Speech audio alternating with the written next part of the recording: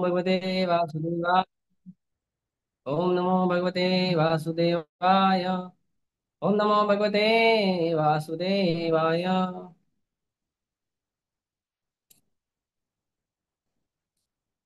हरे कृष्णा। हम पढ़े श्रीमद् भागवतम स्कंद एक, अध्याय 5, श्लोक संख्या 18। तस्यैव हेतो प्रययेत कोविदो न लभ्यते यद भ्रमतामुपर्यदः तन्लभ्यते दुःखवदन्यदत्सुखम् कालेन सर्वत्र गम्भीरहंसा। कस्यैव हेतोः प्रत्ययेत कोविद न लभ्यते यद् भ्रमतामुपर्यदः तन्लभ्यते दुःखवदन्ययत्सुखम् कालेन सर्वत्र गम्भीररंहसा। तस्यैव हेतोपयेतेत कोविदो न लभ्यते यद् भ्रमतामुपर्यदा तन्लभ्यते दुःखवदन्ययत्सुखम् कालेन सर्वत्र गम्भीररंहसा। पढ़िए।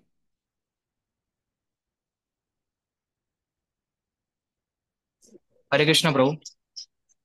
तस्यैव हेतोः प्रयतेत कोविदो न लभ्यते यद् भ्रमतामुपर्यधः तल्लभ्यते दुःखवदन्यतः सुखम् कालेन सर्वत्र गभीररंहसा। हरे कृष्ण।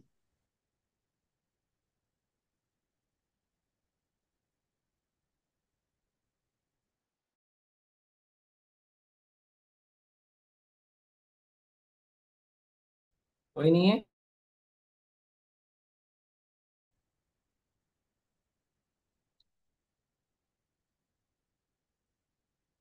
ठीक है। शब्दार्थ अनुवाद और तात्पर्य। कृष्ण कृपा मूर्ति अभय चरणानंद भक्ति वेदांत स्वामी श्री प्रभुपाद की जय। श्री प्रभुपाद की जय। कस्य, उसी, एवं केवल हेतु हो कारण का यह प्रयतेत प्रयत्न करना चाहिए। को विदः आध्यात्मिक रूप से प्रवृत्त न, नहीं, लभ्यते मिलता है, यह जो भ्रमता विचरण करते हुए ऊपरी अधः ऊपर से नीचे तक तत् वह लभ्यते प्राप्त किया जा सकता है दुखवत दुखों के समान अन्यतः पूर्व कर्म के कारण सुखम इंद्रिय भोग कालेन समय के साथ सर्वत्र सभी जगह गंभीर सूक्ष्म रमहसा उन्नति प्रगति।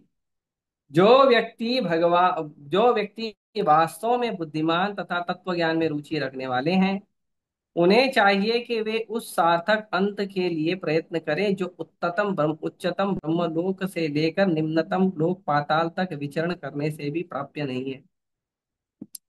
जहां तक इंद्रिय भोग से प्राप्त होने वाले सुख की बात है, यह तो काल क्रम से स्वतः प्राप्त होता है, जिस प्रकार हमारे न चाहने पर भी हमें दुख मिलते रहते हैं। तात्पर्य। प्रत्येक मनुष्य प्रत्येक स्थान में विभिन्न प्रयासों से अधिकाधिक इंद्रिय भोग पाना चाहता है। कुछ मनुष्य व्यापार, उद्योग, आर्थिक विकास, राजनीतिक श्रेष्ठता आदि में लगे हुए हैं, तो कुछ लोग सकाम कर्मों में निरत हैं, जिससे अगले जन्म में वे उच्चतर लोकों में जाकर सुख भोग कर सकें। ऐसा कहा जाता है कि चंद्रमा के निवासी सोम रस पीकर अधिक इंद्रिय भोग करने में समर्थ हैं और उत्तम उपकारी कार्य करने से पितृलोक की प्राप्ति होती है। इंद्रिय भोग के लिए इस जीवन में या मृत्यु के बाद अगले जीवन में अनेक प्रकार की व्यवस्थाएं हैं। कुछ लोग मशीनों की व्यवस्था के द्वारा चंद्रमा या अन्य लोकों तक पहुंचने का प्रयास कर रहे हैं, क्योंकि वे बिना पुण्य कार्य के ही इन लोकों में पहुंचने के इच्छुक हैं। लेकिन ऐसा होने वाला नहीं है। परमेश्वर के नियम के अनुसार विभिन्न कोटि के जीवों को उनके द्वारा किए गए कर्मों के अनुसार ही उन्हें विभिन्न लोकों की प्राप्ति हो सकती है। जैसा कि शास्त्रों में कहा गया है, केवल पुण्य कर्म से ही मनुष्य का जन्म अच्छे कुल में हो सकता है और उसे ऐश्वर्य, उत्तम शिक्षा तथा अच्छा स्वरूप प्राप्त हो सकता है। हम यह भी देखते हैं कि इस जन्म में भी उत्तम कर्म से ही मनुष्य को अच्छी शिक्षा या संपत्ति प्राप्त होती है। इसी प्रकार हमें उत्तम कर्म के द्वारा ही अगले जन्म में मनवांछित पद प्राप्त होते हैं। अन्यथा ऐसा न होता कि दो व्यक्ति एक ही समय पर एक ही स्थान में उत्पन्न होकर भिन्न भिन्न पद पाते हैं, यह पूर्व कर्म के कारण है। लेकिन ऐसे सारे भौतिक पद अस्थायी हैं। यहाँ तक कि सर्वोच्च ब्रह्मलोक तथा निम्नतम पाताल में भी ये पद हमारे कर्मों के अनुसार बदलते रहते हैं। दार्शनिक प्रवृत्ति वाले व्यक्ति को चाहिए कि ऐसे परिवर्तनशील पदों के लोभ में न आए। उसे आनंद तथा ज्ञान का स्थायी जीवन प्राप्त करने का प्रयत्न करना चाहिए, जिससे उसे पुनः इस कष्टप्रद भौतिक जगत में या अन्य किसी लोक में फिर से लौटना न पड़े। दुख तथा मिश्रित सुख इस भौतिक जीवन के दो लक्षण हैं, और ये दोनों ही ब्रह्मलोक तथा अन्य लोकों में पाए जाते हैं। ये देवताओं के जीवन में भी पाए जाते हैं और कुकर शुकर के जीवन में भी। समस्त जीवों के दुखों तथा सुखों में गुण तथा परिणाम का अंतर रहता है, लेकिन कोई ऐसा नहीं जो जन्म मृत्यु जरा तथा व्याधि से मुक्त हो। इसी प्रकार सबका सुख भी नियत है। कोई चाहे कितना ही प्रयास क्यों न करे, किसी को ये वस्तुएं न तो कम न ही अधिक मिलेगी। यदि मिल भी जाए तो ये पुनः चली भी जाएगी। अतएव मनुष्य को इन व्यर्थ की वस्तुओं में समय नहीं गंवाना चाहिए। उसे तो केवल भगवान के पास वापस जाने के लिए प्रयास करना चाहिए। यही हर एक के जीवन का लक्ष्य होना चाहिए। ॐ ज्ञानतिमिरान्धस्य ज्ञानाञ्जनशलाकया चक्षुरुन्मिलितं येन तस्मै श्रीगुरवे नमः। श्रीचैतन्यमनोभीष्टं स्थापितं येन भूतले स्वयं रूपा कदा मह्यं ददाति स्वपदान्तिकम्। वन्देऽहं श्रीगुरो श्रीयतापदकमलं श्रीगुरून् वैष्णवांश्च श्रीरूपं साग्रजातं सहगण रघुनाथान्वितं तं सजीवम् साद्वैतं सावधूतं परिजनसहितं कृष्णचैतन्यदेवं श्रीराधा कृष्णपादान् सह गण ललिता श्रीविशाखान्तां च नमां विष्णुपादाय कृष्णपृष्ठाय भूतले श्रीमते भक्तिवेदांत स्वामी नित्यनामिने नमस्ते सारस्वते देवे गौरवाणी प्रचारिणे निर्विशेष शून्यवादी पाश्चात्य देशतारिणे नमां विष्णुपादाय कृष्णपृष्ठाय भूतले श्रीमते भक्ति सिद्धांत सरस्वती नामिने श्रीवार्षभानवी देवी दयिताय कृपाब्धये कृष्ण संबंध विज्ञान दायिने प्रभवे नमः। माधुर्योज्वल प्रेमाढ्य श्रीरूपानुग भक्तिदा श्री गौर करुणा शक्ति विग्रहाय नमस्ते। नमस्ते गौरवाणी श्रीमूर्तये दीनतारिणे रूपानुग विरुद्धाप सिद्धांत ध्वांत हारिणे नमो गुरुकिशोराय साक्षात् वैराग्यमूर्तये विप्रलम्बर साम्बोधे पादाम्बुजाय ते नमः। नमो भक्ति विनोदाय सच्चिदानंद नामिने गौरशक्ति स्वरूपाय रूपानुगावराय ते गौराविर्भाव भूमे स्वं निर्दिष्टा सज्जन प्रिय वैष्णव सार्वभौम श्री जगन्नाथाय ते नमः। वाञ्छाकल्पतरुभ्यश्च कृपा सिन्धुभ्येव च पतितानां पावनेभ्यो वैष्णवेभ्यो नमो नमः। नमो महावदन्याय कृष्ण प्रेमप्रदायते कृष्णाय कृष्ण चैतन्य नाम्ने गौतुषे नमः। पञ्चतत्त्वात्मकं कृष्णं भक्तरूपस्वरूपकं भक्तावतारं भक्ताख्यं नमामि भक्तशक्तिकं। हे कृष्ण करुणा सिन्धु दीनबन्धु जगत्पते गोपेश गोपिका कान्त राधा कान्त नमस्तुते। जयतां सुरतरुर्पङ्गो मम मन्दमतिर्गति मत्सर्वस्य पादां भुजो राधामदनुमोहन दिव्यवृन्दारण्यकल्पद्रुमादः श्रीमद्रत्नागार सिंहासनस्थौ श्रीमद्राधा शीलगोविन्ददेवो प्रेष्ठालिवेशेवमानुस्मरामि। श्रीमान् रासरसारम्भी वंशीवट्टटस्थितः पर्षणवेणुस्वरैर्गोपी गोपीनाथाय शेषुनः तप्तकाञ्चन गौराङ्गी राधे वृन्दावनेश्वरि वृषभानुसुते देवी प्रणमामि हरिप्रिये। जय श्री कृष्ण चैतन्य प्रभु नित्यानंद श्री अद्वैत गदाधर शिवासादि गौर भक्तवृंद। हरे कृष्णा कृष्णा कृष्णा हरे हरे हरे राम राम राम।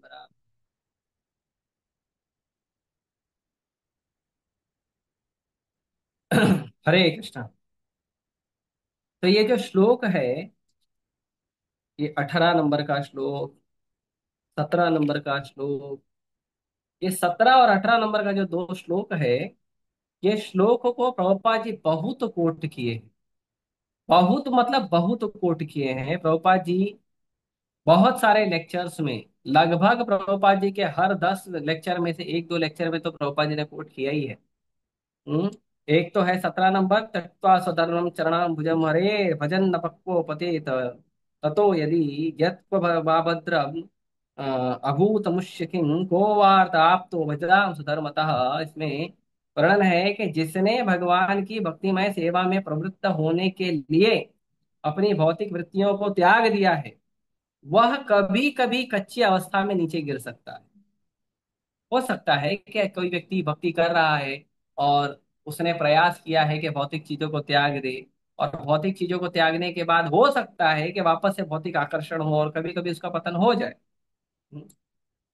तो भी उसके असफल होने का खतरा नहीं है। भले भक्ति छूट भी जाए, भले उसका पतन हो भी जाए, तो भी वो असफल नहीं होगा। आगे कहते हैं, इसके विपरीत अभक्त चाहे अपने वृत्तियों में पूर्ण रूप से रत हो क्यों न हो, उससे कोई लाभ नहीं होगा। हाँ। और उसके बाद आज का जो श्लोक है इसमें प्रभुपाद जी कहते हैं, ये तो बहुत प्रभुपाद जी ने कोट किया है। तस्यैव हेतु प्रेत कोदविदो।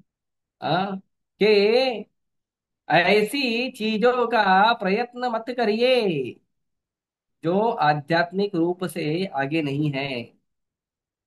जो ऐसे वस्तु का हमें प्रयत्न बिल्कुल नहीं करना चाहिए, जो भौतिक संसार का भौतिक सुख है, बिल्कुल नहीं करना चाहिए। आगे कहते हैं, तल लभ्यते दुख वदन्य यत् सुखम। क्योंकि ये जो दुख है, जैसा हमारे पास दुख अपने आप आ रहा है वैसे सुख भी आएगा। आगे, कालेन सर्वत्र गंभीर रमसा, कहते हैं कि समय के साथ ये जो हमें सुख और दुख मिल रहा है ये अपने आप मिलेगा, आप इसके लिए प्रयास मत करिए। जैसे आजकल के समाज के लोग प्रयास करते हैं कि हमको सुख मिले, सुख मिले, सुख मिले। तो आप में से कितने लोग हैं जो मार्केट जाते हैं या भगवान के सामने खड़े होते हैं, तो आप प्रार्थना करते हैं भगवान से कि प्रभु, मेरे जीवन में दुख है ना कम हो गया है, कृपया मेरे जीवन का दुख बढ़ा दे। मैं हर साल पास होता हूं, भगवान इस साल प्लीज फेल करवा दो। मैं सड़क पर चल रहा हूँ, पिछले 1 साल से मैं सड़क पर चल रहा हूँ, मैं एक बार भी गिरा नहीं हूँ, एक बार भी मेरा हाथ पैर मुंह नहीं टूटा है। कृपया ऐसा कृपा करो कि एक बार तो मैं गिर जाऊं, हाथ पैर मुंह एक बार तो टूटे। साल भर अच्छे से चल रहा हूँ, 365 दिन, एक बार भी मेरा हाथ पैर मुंह नहीं टूटा है। कितने लोग प्रार्थना करते हैं कि मेरे को कोई बीमारी नहीं पकड़ी है पिछले 1 साल में, भगवान कुछ तो ऐसा करो कि मैं बीमार पड़ जाऊं। कौन करता है? कौन कहता है भगवान को थोड़ा दुख दे दीजिए? भगवान, सब लोग मुझे प्रेम करते हैं, सब लोग मुझे सुख देते हैं, सब लोग मुझे सम्मान देते हैं, भगवान कोई तो हो जो मुझे गाली दे, कोई तो हो जो मुझे मेरा असम्मान करे, मेरा अपमान करे, कोई तो हो जो मुझे दौड़ा दौड़ा के मारे। कौन करता है ऐसी प्रार्थना? कोई नहीं करता।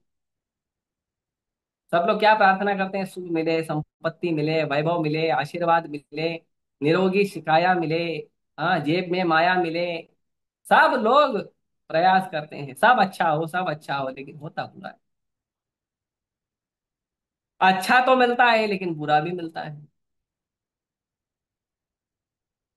तो ये दो परिस्थिति कहाँ से आ रही? प्रभुपाद जी तात्पर्य में कहते हैं कि हर व्यक्ति प्रयास कर रहा है, इसी तरह से हर व्यक्ति प्रयास कर रहा है सुख प्राप्त करने का। और हर व्यक्ति के सुख प्राप्त करने का जो विचार है वो अलग अलग है। कुछ लोग सुख प्राप्त करते हैं व्यापार में, कुछ लोग बड़े बड़े उद्योग में, कुछ लोगों को आर्थिक विकास में सुख अच्छा लगता है, कुछ लोगों को लगता है कि हम राजनीति स्तर पे बड़े हो जाएंगे तो हमें अच्छा सुख मिलेगा। कुछ लोग सकाम कर्मों में लगे रहते हैं, पुण्य करेंगे अच्छा मिलेगा, पुण्य करेंगे अच्छा मिलेगा।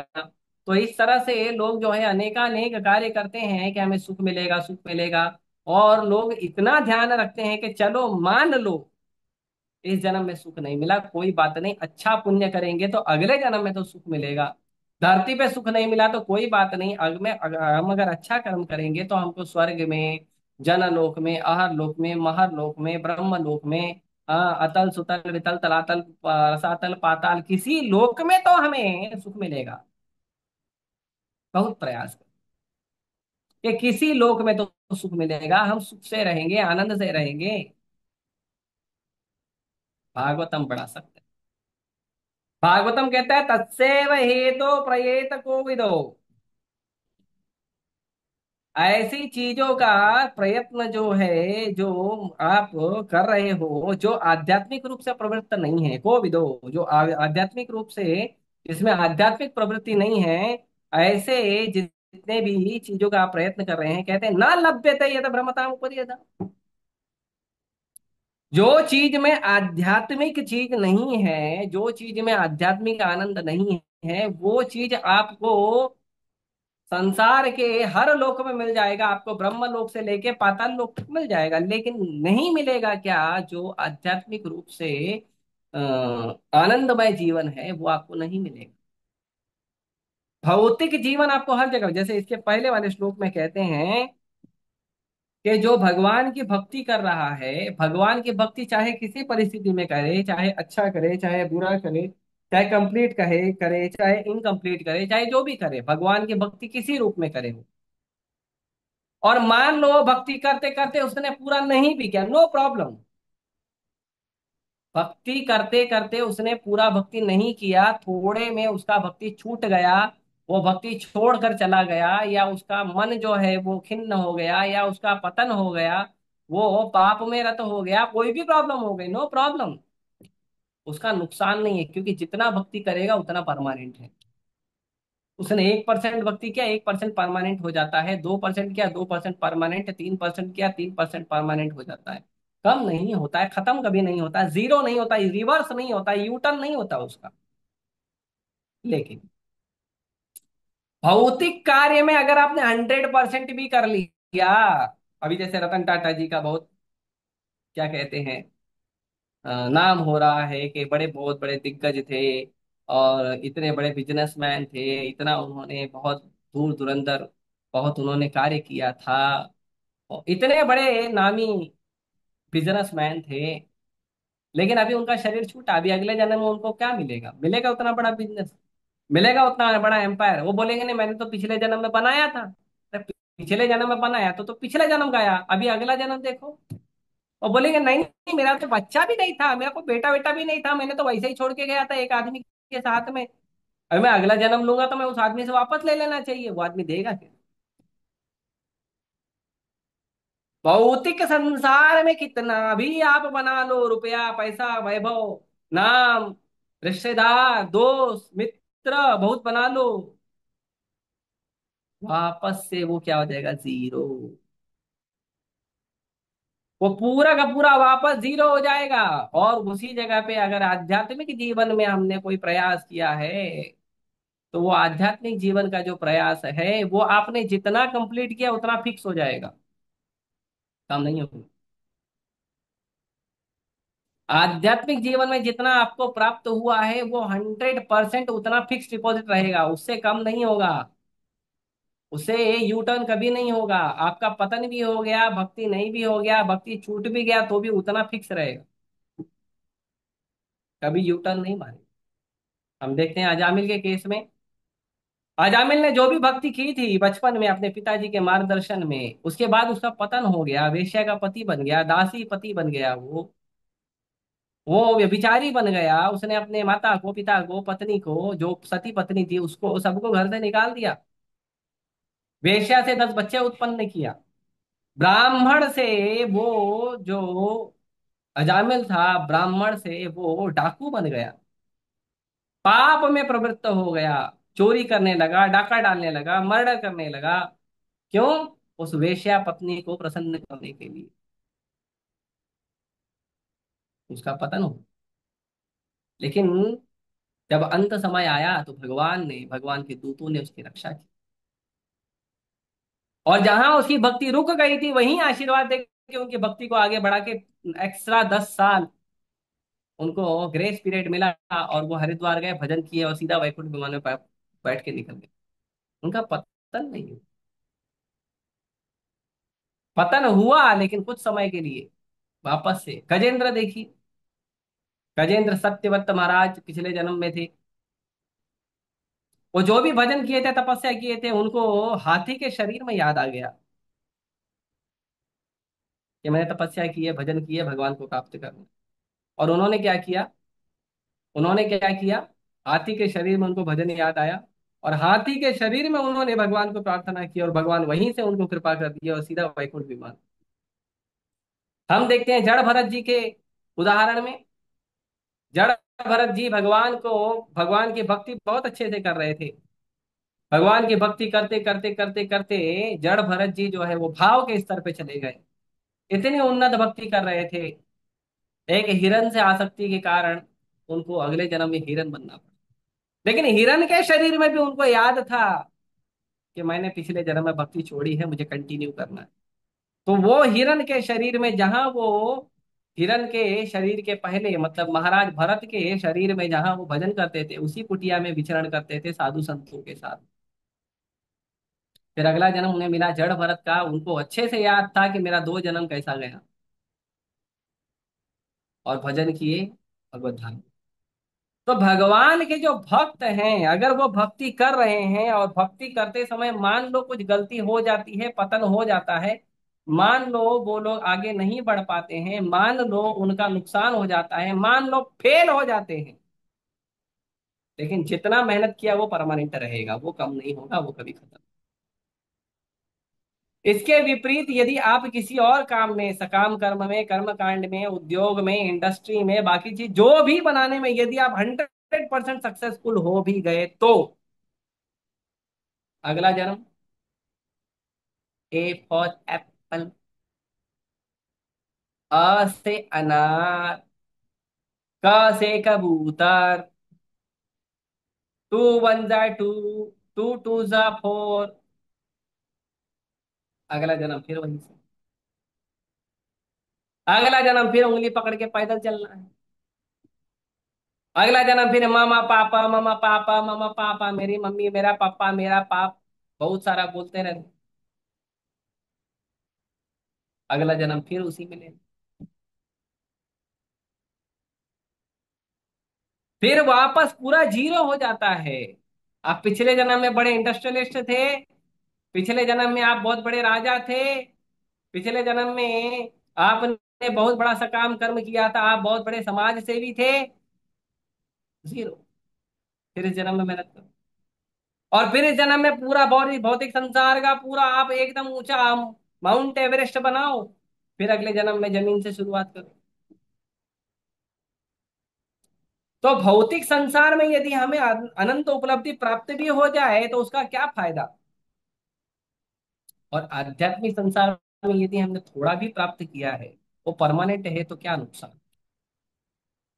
इसीलिए ये श्लोक बहुत महत्वपूर्ण है। प्रभुपाद जी कोट करते हैं, त्यक्त्वा स्वधर्मं चरणं भुजं, सबने अपना धर्म त्याग करके यदि चरण अम्बुज भगवान के चरण कमल का शरण ले लिया है, और भजन न पक्को अथ पतेत पतेत ततो, यदि यदि उसका भजन में उसका पतन हो भी जाता तो नुकसान क्या है। और कहते हैं, यत्वा वा भद्रम अमूद मुष्यकिन को वार्त आप तो भजनाम धर्मता, यदि अगर मान लो कि भगवान की भक्ति करने से पतन हो गया तो नुकसान तो हमको कुछ दिख नहीं रहा है, क्योंकि अगले जन्म में उसका भक्ति कंटिन्यू होगा। लेकिन यदि भौतिक संसार में सब कुछ प्राप्त हो गया तो प्राप्त करके फायदा क्या, अगले जन्म में फिर जीरो। अगला जन्म छोड़ो, मान लो कोई व्यक्ति है, बहुत बड़ा बिजनेसमैन है, बहुत बड़ा इंडस्ट्रियलिस्ट है, किसी तरह उसका दिवालिया हो गया, किसी तरह वो सड़क पर आ गया, कितने लोग उसको पहचानते हैं उसके बाद, कितने लोग सम्मान देते हैं, कितने लोग सोचते हैं अरे आप तो बहुत बड़े बिजनेसमैन थे, आपने बिजनेस करते हुए हमें बहुत सहायता की थी, चलिए आइए हम आपको हेल्प करते हैं। कौन करता है? कोई। स्वार्थ। इस स्वार्थी संसार में आपको कोई सहयोग नहीं करेगा। जब तक आपका स्वार्थ विष्णु नहीं है, जब तक आपका स्वार्थ भगवान कृष्ण नहीं है, तब तक सृष्टि में आपको कोई सहायता करने वाला नहीं। और जब हमारा स्वार्थ कृष्ण है, विष्णु है, तो जब विष्णु और कृष्ण साथ में हैं, तो हमें और किसी की सहायता की आवश्यकता ही नहीं। और जिसको भगवान कृष्ण सहायता करते हैं उसको सब सहायता करते हैं। जा पर कृपा राम की होई, ता पर कृपा करे सब कोई। जिसपे भगवान की कृपा हो रही है, उस पर सब कृपा करते हैं, जिस पर भगवान की कृपा नहीं है और उसको कुत्ता भी नहीं पूछता है।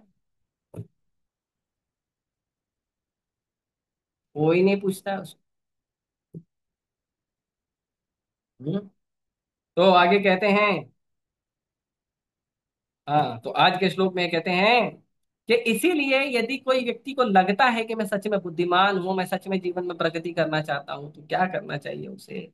उसे ऐसे वस्तु को प्राप्त करने का प्रयास करना चाहिए जो वस्तु संसार के किसी जन्म में प्राप्त नहीं हो सकती है। जो वस्तु संसार के हर जन्म में प्राप्त होने वाली वस्तुओं से अलग है। हमको हर जन्म में क्या मिलेगा? आहार, निद्रा, भय, मैथुन। हमको हर जन्म में क्या मिलेगा? जन्म, मृत्यु, बुढ़ापा, बीमारी। हमको हर जन्म में क्या मिलेगा? आध्यात्मिक, आदि भौतिक, आदि दैविक क्लेश। ये सब हमको हर जन्म में मिलने वाला है। मनुष्य बनो, देवता बनो, ब्रह्मा बनो, ऋषि बनो, पितृ बनो, या पाताल लोक के रसातल लोक का कोई निवासी बनो, मिलेगा तो यही सब। जन्म, मृत्यु, बुढ़ापा, बीमारी, आहार, निद्रा, भय, मैथुन। और लोगों की मति भी इतनी ज्यादा मारी गई है, इतनी ज्यादा लोगों की मति मारी गई है। मनुष्य जीवन प्राप्त हो गया भगवत भक्ति करके, वो अपने जीवन के पाप को, पुण्य को समाप्त करके, अपने जीवन को परफेक्ट करके, अपने जीवन को सार्थक करके भगवान के चरण को प्राप्त कर सकते हैं और इस संसार के जन्म मृत्यु के चक्र को रोक सकते हैं। लेकिन करता क्या है मनुष्य जीवन प्राप्त करके? पुण्य कर्म करता है भैया, स्वर्ग जाएंगे। स्वर्ग जाएंगे हम, वहां पे बहुत सुंदर सुंदर अप्सराएं मिलेगी। स्वर्ग जाएंगे, वहां पे सोम रस पियेंगे, बहुत अच्छा देते हैं, मैंने सुना है। ऐसा कुछ धर्मों में बताते हैं। आप स्वर्ग जाओगे, आपको सुंदर अप्सराएं मिलेंगी, सोम रस का पान करने मिलेगा, बहुत सारे इंद्रिय तृप्ति करने मिलेगी।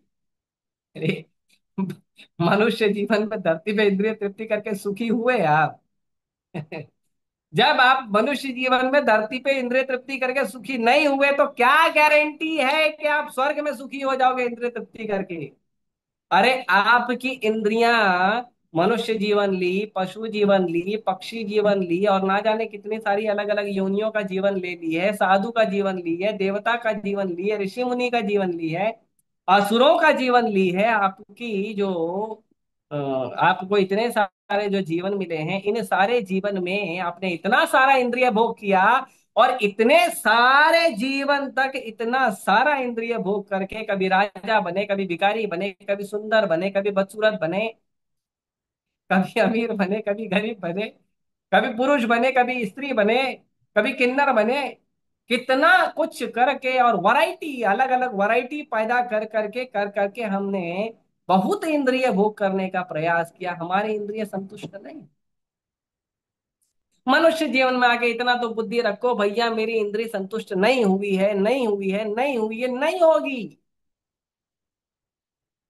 नहीं होगी मेरी इंद्रिय संतुष्ट, कभी नहीं होगी।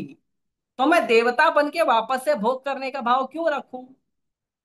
मैं ब्रह्मा बन के वापस से भोग करने का भाव क्यों रखूं? भाव छोड़ देना है। कृष्ण का शरण लीजिए, कृष्ण का भजन करिए। ये इंद्रिय भोग के भाव को ही समाप्त कर दीजिए। आनंद के भाव को प्रकट करिए, कृष्ण की सेवा के भाव को प्रकट करिए, कृष्ण के नाम के भाव को प्रकट करिए, कृष्ण कथा सुनने का भाव प्रकट करिए। ये सब करने का प्रयास करिए, क्योंकि ये हमारी इंद्रियां कभी संतुष्ट नहीं होने वाली है। हमें कृष्ण की इंद्रियों को संतुष्ट करने का प्रयास करना चाहिए। ये कौन सोचता है? ये बुद्धिमान आदमी सोचता है। ये बुद्धिमान आदमी सोचता है कि इतने जन्मों तक तो भोग किया ना, करोड़ों करोड़ों जन्म, अरबों अरबों वर्ष हमने कितना भोग किया है। और कौन सा जानवर, कौन सा पशु, कौन सा पक्षी, कौन सा देवता, कौन सा राक्षस हमने नहीं बने हैं? सब तो बनकर आए हैं मनुष्य जीवन में। अब तो भोग का भाव छोड़ दें, अब तो भजन कर लो। नहीं करें? पुण्य करो, कपड़ा बांटो, खाना बांटो, कंबल बांटो। अभी ठंडी आ रही है तो कंबल बांटेंगे। गरीबों को खाना खिलाओ।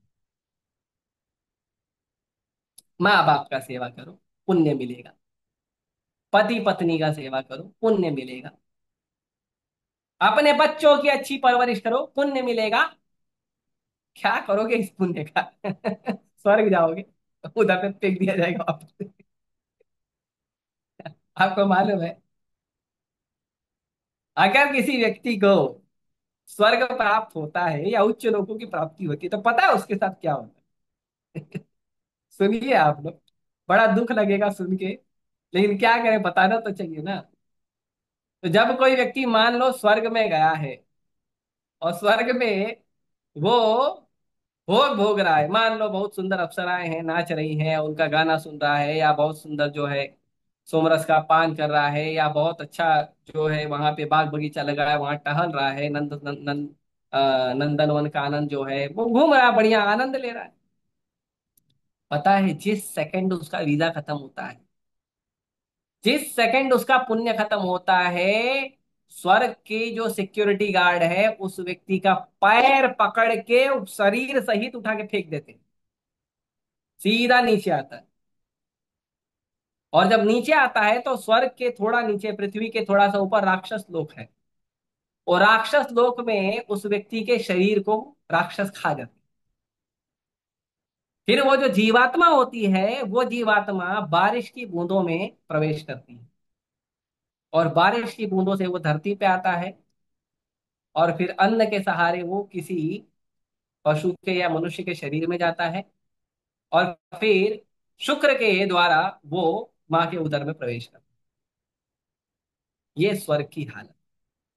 जैसे ही आपका वीजा खत्म होगा, तुरंत आपको वहां के सिक्योरिटी गार्ड पकड़ेंगे और वहां से फेंक देंगे उठा के। आपको कोई वार्निंग नहीं दिया जाएगा, आपको कोई इंटीमेशन नहीं दिया जाएगा, आपको पता होना चाहिए कि मेरा टाइम हो गया, मेरे को जाना है। आप सोचिए, आप बहुत अच्छा इंद्रिय भोग कर रहे हैं, मान लो बहुत सारा बढ़िया आपके पास प्रसाद आया है, बहुत अच्छे से प्रसाद ले रहे हैं, और अचानक आपको बोला गया चलो चलो उठ के जाओ, इधर हो गया अभी आपका। ऐसा लगेगा? ऐसा लगे, प्रभु जी हॉल खाली करो, हॉल खाली करो, हो गया। अरे प्रभु जी आधा नहीं, आधा प्रसाद बचते हैं, निकलो आप यहाँ से, प्रसाद छोड़ो, जाओ इधर से। ऐसा लगे? बढ़िया गरबा में नाच रहे हैं बॉलीवुड के गाने पे, और पुलिस आके लाठी चार्ज करती, चलो निकलो इधर से, गार्डन खाली करो, मैदान खाली करो, हो गया आपका 10 बजे का टाइम पूरा हो गया, चलो जाओ इधर से। ऐसा लगे? यही होता है उच्च लोकों में जाने के बाद। और लोग बोलते हैं स्वर्ग जाने जाओ, खुशी से जाओ, हमको नहीं जाना बाबा। फिर भी भगवान कृपालु, फिर भी भगवान बोलते हैं अरे तू मेरी भक्ति कर, तेरी भक्ति अधूरी रह गई तो भी मैं तेरे को स्वर्ग दे दूंगा, टेंशन मत ले, तू स्वर्ग का टेंशन मत ले, चुपचाप भक्ति कर। पुण्य कर्मों के 100% कंप्लीट होने पर जब फल प्राप्त होता है तब स्वर्ग की प्राप्ति होती है, और भक्ति अगर अधूरी रह गई तो भी स्वर्ग प्राप्त होता है। बताओ भक्ति में ज्यादा पावर है कि पुण्य कर्म में ज्यादा पावर?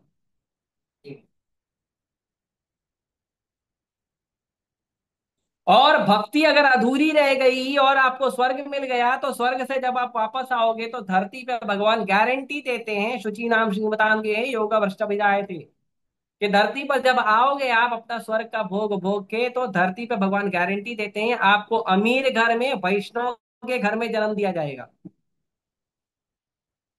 तो भक्तों के तो दोनों हाथ में लड्डू है, धरती पे भक्ति किया, स्वर्ग गया, एक लड्डू, स्वर्ग से वापस आया धरती पे, दूसरा लड्डू। भक्तों के हाथ में दोनों लड्डू है। और जो पुण्य कर्म किया, स्वर्ग गया, स्वर्ग में भोग करेगा, फिर धरती पे आएगा, फिर नया कर्म करेगा। क्या था? तो ऐसा काम क्यों कर रहे हो? ऐसा काम क्यों कर रहे हो जिस काम में दुख है? तो कोई कहेगा अरे ऐसा थोड़ी है, दुख है तो हम सुख का प्रयास करेंगे। अरे भैया सुख का प्रयास मत करिए, सुख का प्रयास मत करिए, कृपा करके सुखी होने का प्रयास मत करिए। क्यों? क्योंकि जिस तरह बिना प्रयास के दुख आता है, उसी तरह बिना प्रयास के सुख भी आएगा आपके कर्मानुसार। क्यों अलग से मेहनत कर रहे हो? मेहनत करना ही है तो भक्ति का करो, सुख दुख आता जाता रहेगा।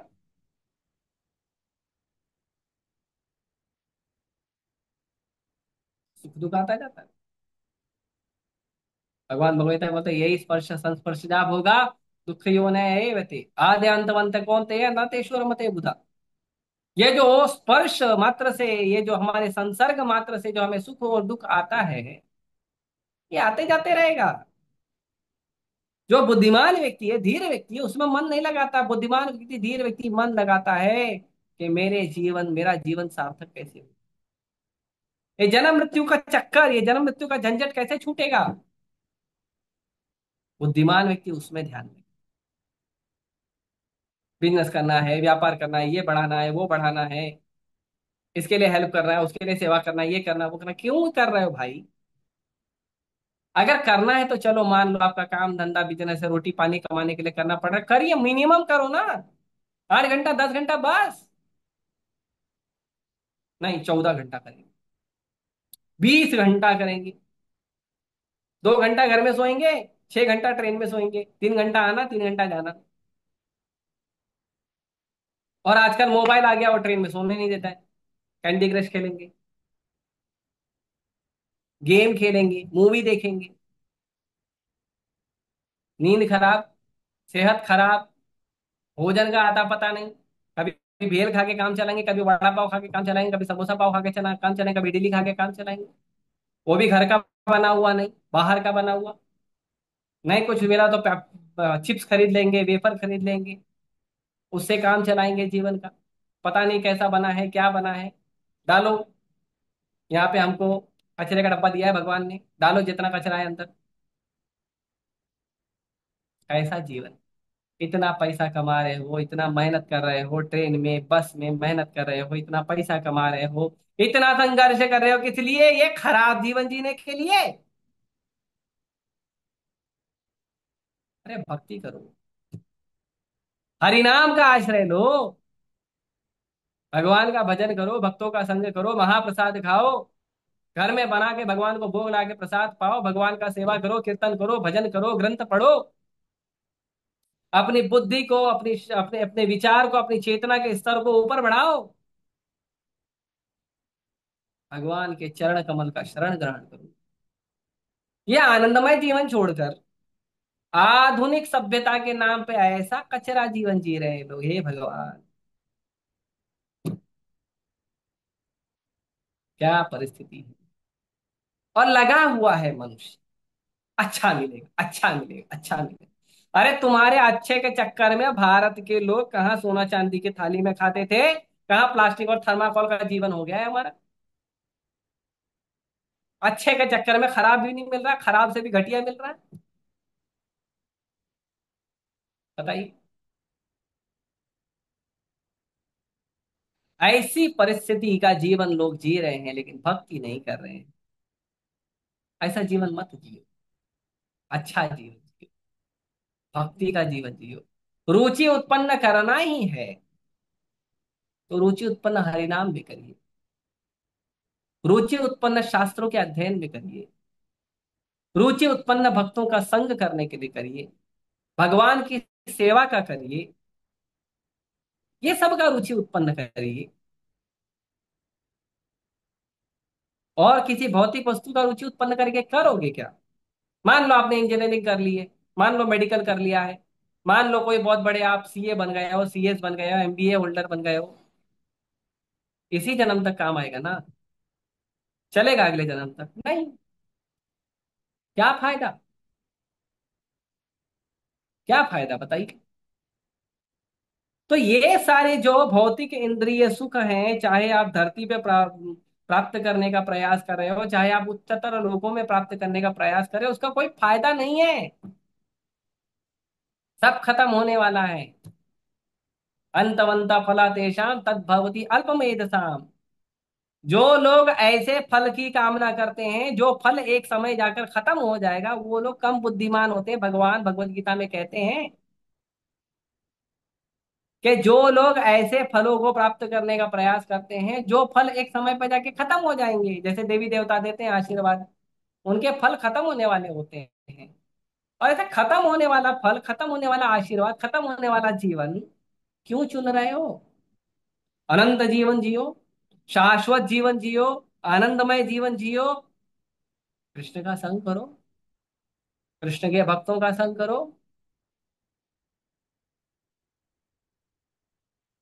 तो कोई कहेगा नहीं हम भौतिक संसार भी भोगना चाहते हैं। अरे भोगा है आपने भैया, आपको याद नहीं है? भोगा है आपने। कभी मनुष्य, कभी कीड़ा, कभी पक्षी, कभी जानवर, कभी ब्रह्मा, कभी इंद्र, कभी वरुण, कभी सूर्य, कभी राक्षस, कभी असुर, कभी दानव, कभी भूत, कभी प्रेत, कभी पिशाच, क्या क्या नहीं बने हैं हम, सब बनकर आए हैं। बुद्धिमान व्यक्ति शास्त्रों का अध्ययन करके इन चीजों को समझता है और फिर ये स्वीकार करता है कि मैंने इतने सारे जीवन में ये सब किया, क्या नहीं किया? कृष्ण भक्ति नहीं किया, वो करूंगा अब। ये सब काम करके मेरे जीवन में दुख आया है, मैं कृष्ण भक्ति करके एक बार प्रयास करूंगा कि मेरे जीवन का दुख समाप्त हो जाए, अनंत सुख की प्राप्ति हो, उसका प्रयास करूं। तो जब व्यक्ति इतना बुद्धिमान होता है तब वो भगवान की शरण ग्रहण करने का प्रयास करता है। तो ये जितनी भी वस्तु हैं, ये जितने यहाँ पे एकदम क्लियर कहते हैं, दुख तथा मिश्रित सुख इस भौतिक जीवन के दो लक्षण हैं और ये दोनों ही ब्रह्मलोक तथा अन्य लोकों में पाए जाते हैं। ब्रह्मलोक में और अन्य लोकों में मिलता है।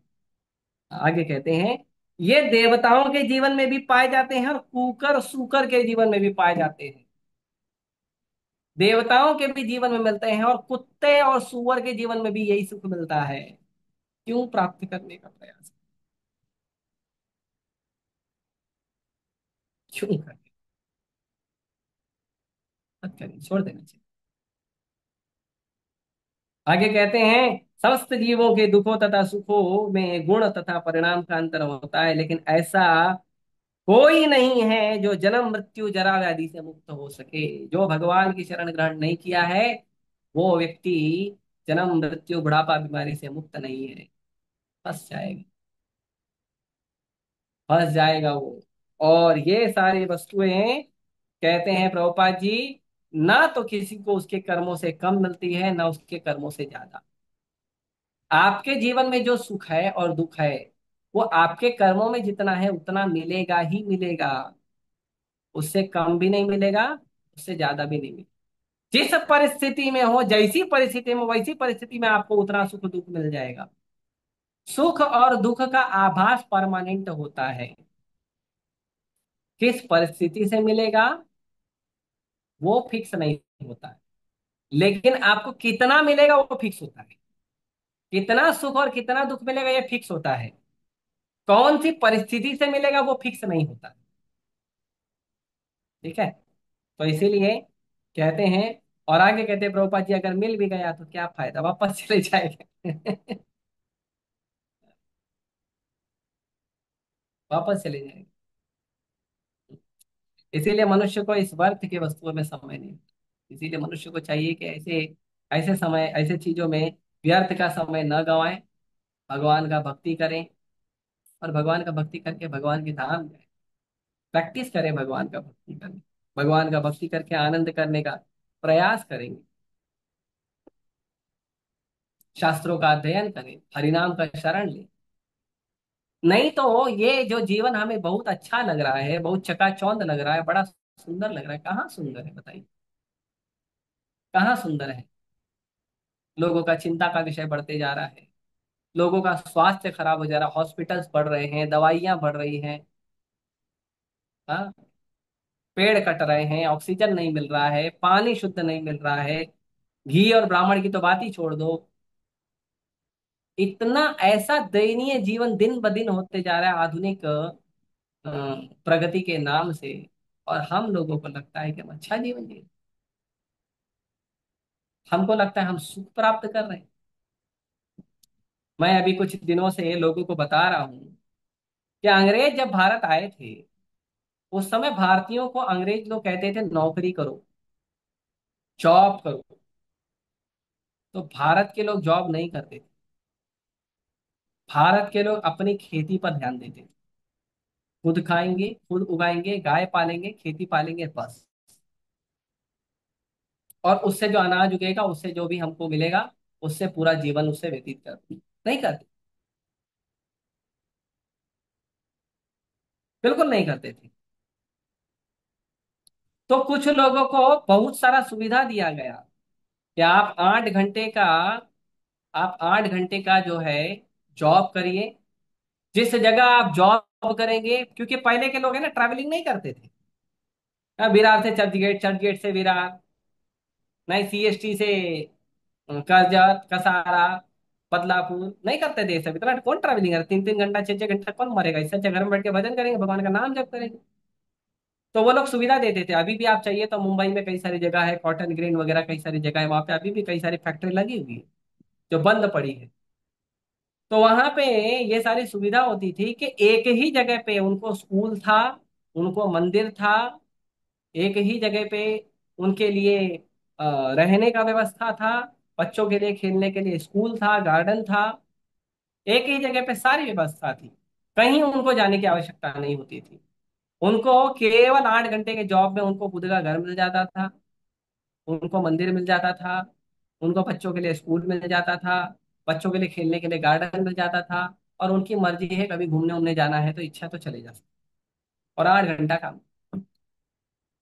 जो लोग ईमानदारी से, जो अंग्रेज सरकार में सेवा या कंपनी में जॉब वॉब करने का सोचते,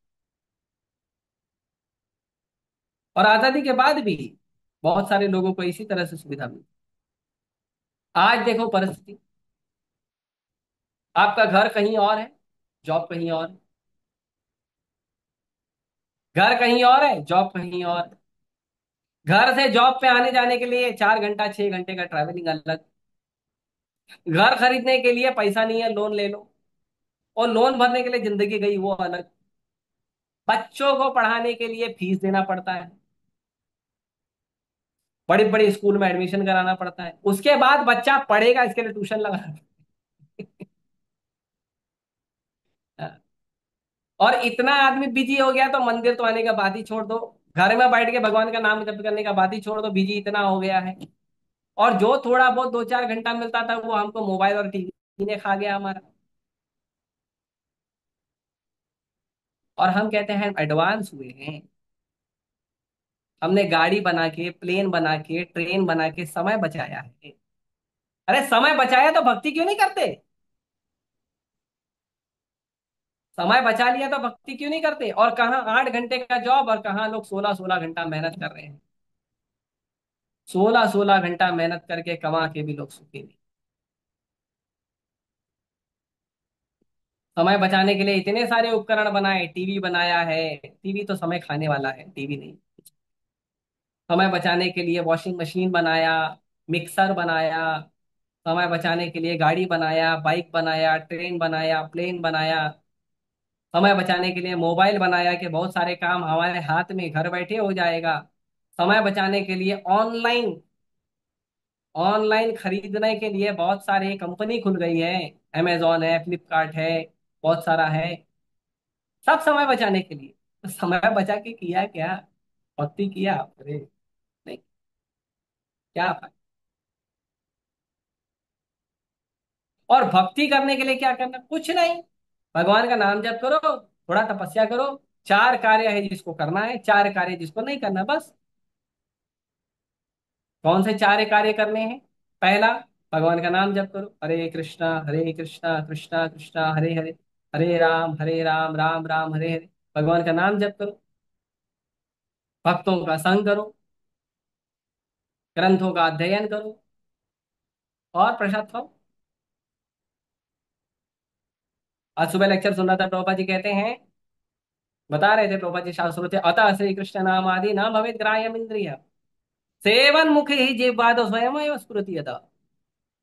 कोई सोचेगा कि अगर मुझे कृष्ण भक्ति आ जाए, या कृष्ण का नाम आ जाए, या कृष्ण का भक्ति में रुचि आ जाए, पॉसिबल नहीं। क्यों, ग्राह्यम इंद्रिय, या हमारी जो ग्राह के समान, मगरमच्छ के समान जो इंद्रियां हैं, या हमारा जीवन खा रही है। कृष्ण का नाम नहीं, नहीं निकलेगा मुझसे। कैसे निकलेगा? कृष्ण नहीं प्राप्त होंगे, कैसे प्राप्त होंगे? तो कहते हैं सेवन मुखे ही जीवा, तो सेवा करो तो कृष्ण मिल जाएंगे। क्या सेवा करना है? तो बोलते हैं सबसे पहली सेवा जीभ से करो, प्रसाद खाओ और हरि नाम जप करो। तो क्या होगा? स्वयं एवं स्फुरिति यदा, अपने आप कृष्ण प्रकट हो जाएंगे। कृष्ण को आप प्रकट नहीं कर सकते, कृष्ण स्वराट है, भगवान है, विराट है। कृष्ण को आप प्रकट नहीं कर सकते, कृष्ण को अपनी शक्ति से आप नहीं बुला सकते, कृष्ण सर्वशक्तिमान है। कृष्ण को आप अपनी शक्ति से नहीं बुला सकते, कृष्ण अपनी मर्जी से आपके प्रयास पे प्रसन्न होकर प्रकट हो सकते। गुरु के, वैष्णव के प्रार्थना के आशीर्वाद से कृष्ण आपके सामने प्रकट हो सकते हैं, कृष्ण अगर चाहे तो। नहीं तो कृष्ण को आप नहीं बुला सकते, इतनी क्षमता किसी में नहीं, किसी जीव में नहीं। इसीलिए जो भक्ति का प्रयास है, भक्ति में कहा जाता है जन्मे जन्मे सबे कोई पिता माता पाए, गुरु कृष्ण नहीं पाए भजह उपाय।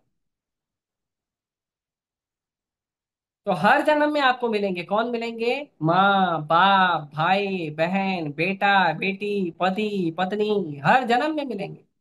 हर जन्म में मिलेगा। आहार, निद्रा, भय, मैथुन, जन्म, मृत्यु, बुढ़ापा, बीमारी, आदि भौतिक, आध्यात्मिक, आदि दैविक, हर जन्म में मिलेगा। दो चीज किसी जन्म में नहीं मिलेगी। दो चीज केवल मनुष्य जन्म में मिलेगी, वो भी यदि आपने गुरु का आश्रय लिया है और कृष्ण का आश्रय लिया है। कृष्ण का आश्रय लिया है तो गुरु मिलेंगे, और गुरु का आश्रय लिया है तो कृष्ण मिलेंगे। ये दो चीज जो है वो किसी जन्म में नहीं, वो मिलेगा केवल मनुष्य जीवन में, वो भी भक्तों के शरणागत होकर, भगवान के शरणागत होकर। इसीलिए पूरा प्रयास करना चाहिए। हम ये जो हमारा जीवन जी रहे हैं, ये जीवन छोड़ दिए, खराब जीवन छोड़ दिए। छोड़ने का अर्थ है कम से कम उस जीवन को कृष्ण की तरफ मोड़ दीजिए। छोड़ नहीं सकते तो मोड़ने का काम करिए। अरे आप खाना खाते हो, 10 मिनट रुक जाओ, कृष्ण को खिला दो, कृष्ण खा लें 10 मिनट, फिर आप खा लो। घर की सफाई करते हो तो इस चेतना से करो कि घर में भगवान है, ये घर भगवान का है, हम भगवान के घर की सफाई कर रहे हैं। चेतना में परिवर्तन लाइए। सुबह उठते हो तो सुबह उठते उठते सबसे पहले टीवी का चेहरा देखने के पहले भगवान श्री श्री राधा रास बिहारी का चेहरा देखिए। टीवी का, मोबाइल का चेहरा मत देखिए। आजकल तो ऐसे ही हो गया है, सुबह सुबह उठकर पहले मोबाइल का दर्शन करते हैं, उसके बाद मोबाइल के अंदर बहुत सारे ऐप्स हैं उनके दर्शन करते हैं, उसके बाद सोचते हैं नहाने जाऊं, वॉशरूम जाऊं।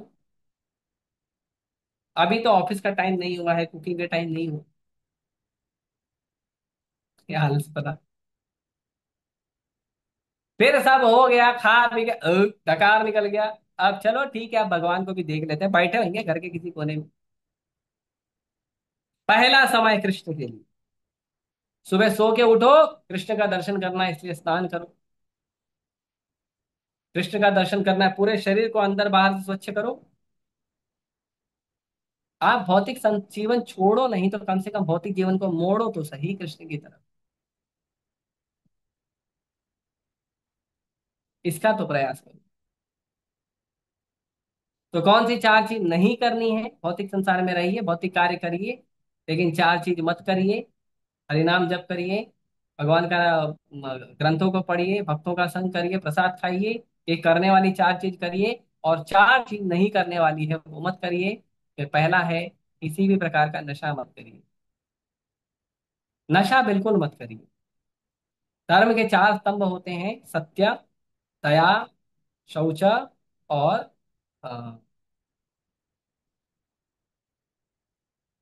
सत्य, दया, शौच, मैं बताता हूँ, और तप, तपस्या। तपस्या। हाँ, तो चार स्तंभ होते हैं: सत्य, दया, शौच और तप। तो यदि कोई व्यक्ति नशा करता है तो वो तपस्या नहीं कर सकता।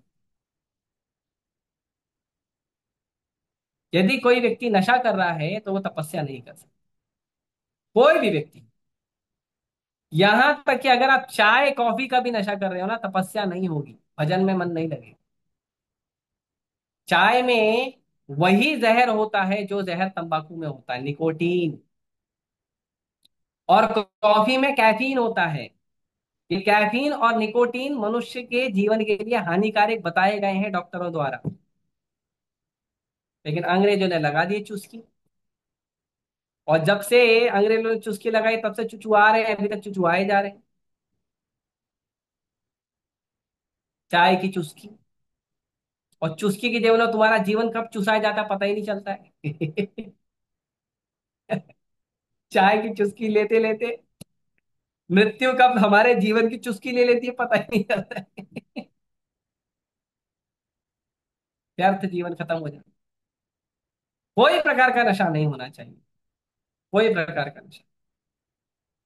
नशा करना है, एक नशा करो, परफेक्ट है, बहुत बढ़िया नशा है। और वो है हरिनाम का नशा। हरे कृष्णा कृष्णा कृष्णा हरे हरे, हरे राम राम। ऐसा नशा है, एक बार चढ़ गया ना, तो जीवन का इतना आनंद देगा, इतना आनंद देगा, इतना आनंद देगा, क्या बांटते फिरोगे। तो नशा नहीं करना किसी प्रकार का। नशा करने से तपस्या करने का बल खत्म हो जाता है। आज कोई व्यक्ति तपस्या नहीं कर सकता है। दुनिया की तो छोड़ो, बच्चे पढ़ाई करने की तपस्या नहीं कर पाते हैं। क्यों? बचपन से ही चाय पिलाते हैं उसको। बचपन से ही उसको चम्मच से चाय पिलाना चालू कर देते हैं। कॉफी पिलाना चालू करते हैं, बॉर्नविटा डाल के देते हैं, कॉम्प्लेन डाल के देते हैं, हॉर्लिक डाल के देते हैं। छोटा सा बच्चा 3 महीने का, 4 महीने का सेरेलेक पिलाते हैं। खत्म कर दिया। इतना सारा प्रिजर्वेटिव होता है, उसका भूख ही खत्म कर देते हैं। चाय कॉफी और प्रिजर्वेटिव से लोगों का भूख खत्म हो जाता है। दूसरा, दया। तो किसी भी प्रकार का मांसाहार नहीं करना। मांसाहार का मतलब होता है तामसी आहार नहीं करना। तो जो तामसी आहार है उसमें क्या आता है? उसमें आता है मांस खाना, अंडा खाना, मछली खाना। और कांदा और लहसुन जो है, वो कांदा लहसुन भले वेज है, भले शाकाहार है, लेकिन उसके गुण तामसी है। उसके गुण जो हैं, उसके गुण मांस के गुण हैं। इसके लिए उसको नहीं खाना चाहिए। चेतना खराब होती है, दया नहीं रहती। मैं उदाहरण देता हूं, मैंने बचपन में देखा है और ऐसा हमने कई बार प्रैक्टिकल किया भी है, कि जो मुर्गी होती है ना, मुर्गी के छोटे छोटे चूजे होते हैं, या कोई बड़ी मुर्गी भी होगी, आप देख लीजिए कभी। उस पर आप छोटा एक्सपेरिमेंट कर सकते हैं। बड़े लोगों पे ज्यादा मत करना, छोटे लोगों पे कर सकते हो। तो जो मुर्गी या चूजा होता है ना, हम क्या करते थे कि हमने ध्यान दिया है कि जब तक वो मुर्गी या जो चूजा है, जब तक आप उसको शाकाहार खिला रहे हो, जब तक उसको सब्जी और ये सब फल और छिलका और ये सब खिलाते हो, दाना, है ना, जब तक खिला रहे हो, कांदा लहसुन नहीं, जब तक आप उसको शाकाहार खिला रहे हो, तब अगर आप उसको अपना हाथ दोगे और उसने चोंच मारा, तो चोंच मारेगा ना, तो आपके हाथ से खून नहीं निकलेगा। वो चोंच मारेगा केवल प्रेम से मार के और हटा देगा चोंच। लेकिन अगर उसने उसको, आपने मुर्गी को या चूजे को, अगर आपने कांदा लहसुन या मांस खिला दिया, क्यों कोई कीड़ा मकोड़ा खिला दिया, एक बार बस, उसके बाद से जब भी आप उसको अपना हाथ दोगे ना, वो चोंच मार के खून निकाले बिना छोड़ेगा। ये हम लोगों ने पर्सनली प्रैक्टिकल किया है बचपन। तो मुझे समझ में नहीं आता था। ठीक है, मांस तो ठीक है, कांदा लहसुन में इतने क्या है? इस्कॉन में आके पता चला भाई तामसी होता है। इतना गहरा प्रभाव पड़ता है, दया खत्म हो जाती है हृदय से। आप सोचो, मुर्गी के चूजे के अंदर दया खत्म हो जाती है, तो हमारे इतने बड़े चूजे में क्या क्या नहीं खत्म होगा। बहुत बड़ा विज्ञान है। इसीलिए किसी प्रकार का मांसाहार नहीं करना चाहिए, कांदा लहसुन भी नहीं खाना चाहिए। उसके बाद सत्य। सत्य खत्म होता है यदि आप जीवन को शॉर्टकट यूज करते हो, गैम्बलिंग में मन लगाते हो, जुआ सट्टा में मन लगाते हो, वो सब करते हो। जुआ सट्टा करना या गैम्बलिंग का गेम खेलना। आजकल मोबाइल में गैम्बलिंग के बहुत सारे गेम आ गए हैं, मोबाइल के अंदर गेम। तो उनको लगता है भाई इस पे तो जुआ सट्टा नहीं लगा रहे हैं, तो कोई दिक्कत नहीं। नहीं, चेतना में तो परिवर्तन आएगा। तो जो व्यक्ति जुआ सट्टा खेलता है वो कभी सच नहीं बोलेगा, हमेशा झूठ।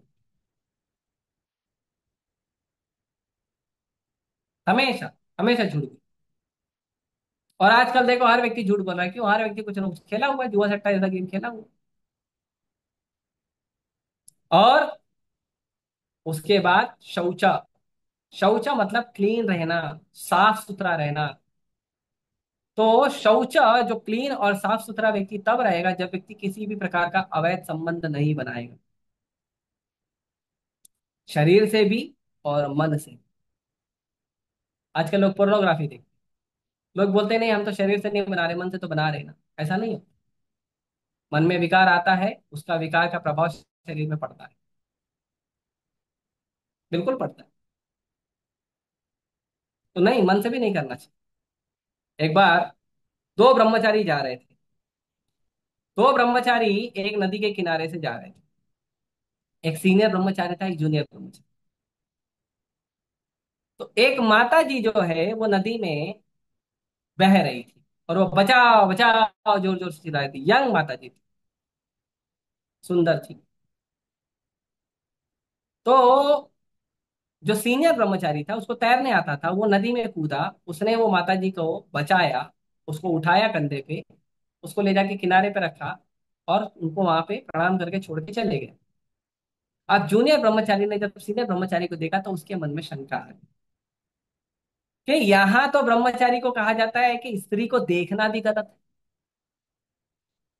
और छूना तो छू दूर की बात है, और उसमें भी जब स्त्री का शरीर गीला है उसमें तो बिल्कुल स्पर्श नहीं करना चाहिए।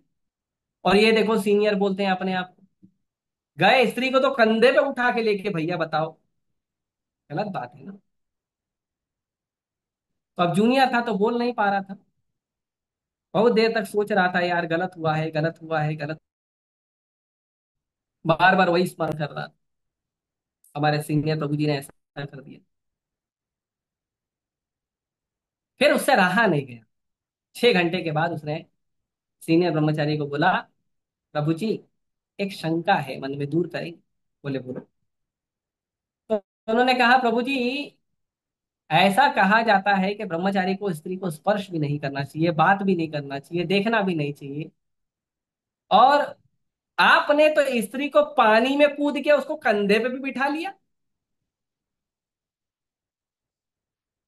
तो सीनियर ब्रह्मचारी ने उत्तर दिया कि मैंने तो उस स्त्री को आधे घंटे के लिए अपने कंधे पे बिठाया था, तुम तो उसको 6 घंटे तक अपने मन के अंदर बिठा के रखे हो। बताइए, चेतना कलुषित हो रही है ना।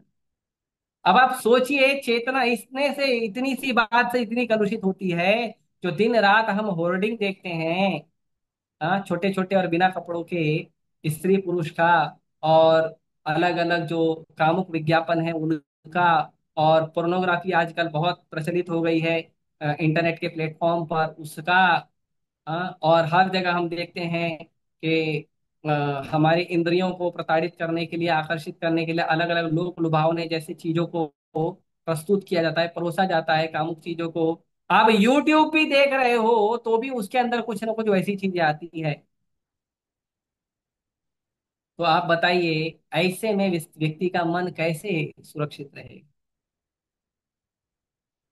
तो बहुत ध्यान रखना चाहिए इन चीजों का, कि हमको अवैध संबंध से बचना चाहिए, सोचने से भी बचना चाहिए। तो ये जो 4 नियम है ये भक्ति के अंदर बाधा है। ये भक्ति करने नहीं देंगे, आपको सत्य बोलने नहीं देगी, आपको शौचा, आपको साफ साफ नहीं रखेगी, आपके हृदय से दया खत्म हो जाएगी। आप खुद पर दया नहीं कर पाओगे, दूसरों पे तो छोड़ी, तो प्रचार की तो बात ही छोड़। और तपस्या हरे नहीं। हरे कृष्णा प्रभु जी, सॉरी डिस्टर्ब करने के लिए सॉरी। आप मेरा जैसे कि लेक्चर मान लो पूरा हो जाए तो फिर बात करें। ओके बाबू जी। तो ये जो 4 चीज निषेध है, वो 4 निषेध चीज नहीं करना चाहिए, और 4 चीज जो बताई गई है वो करना चाहिए। और यदि कोई व्यक्ति उत्सुक है गुरु के शरण लेने के लिए, गुरु से दीक्षा लेने के लिए, तो उसको भक्ति में सीरियस होना चाहिए। ये चलता है एटीट्यूड नहीं रखना चाहिए। कोई बात नहीं, कभी कभी खा लिया कांदा लहसुन तो चलता है, कभी कभी पी लिया चाय तो चलता है, कभी कभी खा लिया बाहर से तो चलता है। ये चलता है एटीट्यूड जो है ना, भक्ति में दृढ़ता नहीं देता है। भगवान कहते हैं तेषाम सतत युक्तानाम भजताम प्रीति पूर्वकम, प्रेम से करिए। और भगवान कहते हैं सततम कीर्तयन्तो हम एतद्दश्च दृढ़ व्रतः, कि भगवान का कीर्तन, भगवान का भजन, भगवान की भक्ति करने कैसा दृढ़ व्रत हो के, और प्रीति पूर्वकम। ये दो चीज बहुत जरूरी है भक्ति में। एक तो दृढ़ व्रत होना है, और वो जो दृढ़ व्रत है ना वो मजबूरी में नहीं। अरे यार पता नहीं रघुपति बोल दिया, अब करना पड़ेगा, नहीं तो फिर मेरे को बोलेगा, इसे नहीं। ये जो दृढ़ व्रत होना है, आप कोई किसी के बोलने से नहीं होना है, ये दृढ़ व्रत होना है प्रीति पूर्वकम, कि आपको गुरु से प्रेम है, आपको कृष्ण से प्रेम है, इसीलिए दृढ़ व्रत होना है। इसलिए दृढ़ व्रत होना नहीं है कि किसी प्रभु जी ने बोल दिया, किसी काउंसिलर ने बोल दिया, या गुरु महाराज ने बोल दिया, अभी तो मजबूरी है करना पड़ेंगे, क्या करें, गुरु महाराज का आदेश है। नहीं, प्रीति पूर्वकम, प्रेम से करिए। जो दृढ़ता लानी है वो प्रेम से लाइए, दृढ़ता कि मुझे गुरु महाराज का आश्रय मिलेगा। हर जन्म में गुरु महाराज का आश्रय नहीं मिलता है, इस जन्म में किसी प्रकार मेरी योग्यता नहीं है, फिर भी गुरु कृपा कर रहे हैं, तो कम से कम मुझे अपनी तरफ से तो पूरी सावधानी रखनी चाहिए। कोई भी प्रकार का हम नियम न तोड़ें, ज्यादा से ज्यादा प्रयास करें हरिनाम का आश्रय लेने का, ज्यादा से ज्यादा प्रयास करें ग्रंथों का आश्रय लेने का। वैष्णव अपराध न करें, किसी भी वैष्णव भक्त का हृदय न दुखाएं, किसी भी वैष्णव भक्त को कष्ट ना दें। बहुत प्रयास करना चाहिए, और सावधान होकर, अच्छे से, प्रेम से, दृढ़ व्रत होकर भक्ति करेंगे तो कृष्ण की जरूर कृपा होगी, जरूर कृष्ण आशीर्वाद देंगे। और ये जो हमारा भौतिक जीवन है जिसमें कुकर शुकर के भांति सुख और दुख प्राप्त हो रहा है, वो जल्दी से जल्दी हम दूर कर पाएंगे। नहीं तो ये जीवन चलता रहेगा, ये दुख और सुख का थपेड़ा चलता रहेगा, और हमको कष्ट सहना पड़ेगा। इसके लिए सभी भक्तों से निवेदन है कि आप लोग भगवान की भक्ति को सीरियसली लीजिए। भगवान की भक्ति जो है, भले थोड़ी तपस्या है, भले थोड़ा कष्ट है, भले थोड़ा संघर्ष है, लेकिन ये चिन्मय जीवन है, आनंदमय जीवन है, शाश्वत जीवन है। और भौतिक संसार में भले आनंद बहुत आपको दिखने में मिल रहा है, भले आपको भौतिक संसार में बहुत अच्छी अच्छी चीजें दिख रही है, बहुत सारी आंखों को चमक देने वाली, और जीभ को चटक देने वाली, और शरीर को क्या कहते हैं, कंपन देने वाली बहुत सारी अच्छी अच्छी चीजें आपको लग रही हैं, लेकिन ये दुखदाई है। भगवान भगवत गीता में कहते हैं कि जो वस्तु आपको शुरू में आनंद देती है लेकिन बाद में दुख देती है, ऐसे कार्य को नहीं करना चाहिए।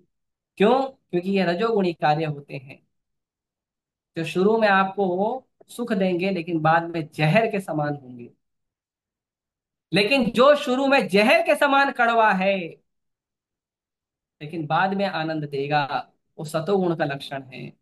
शुरू में संघर्ष है, शुरू में प्रयास करना पड़ेगा, शुरू में कष्ट सहना पड़ेगा, शुरू में तपस्या करनी पड़ेगी, लेकिन अंत में इसका इतना मीठा अमृत की तरह फल मिलेगा कि हमारा चिन्मय जीवन हो। तो इसीलिए भौतिक चीजों के प्रति आकर्षण प्रयास करके कम करिए, क्योंकि ये हर जीवन में है। ब्रह्मा जी से लेकर एक शूद्र कीड़े तक के अंदर भी ये जीवन है।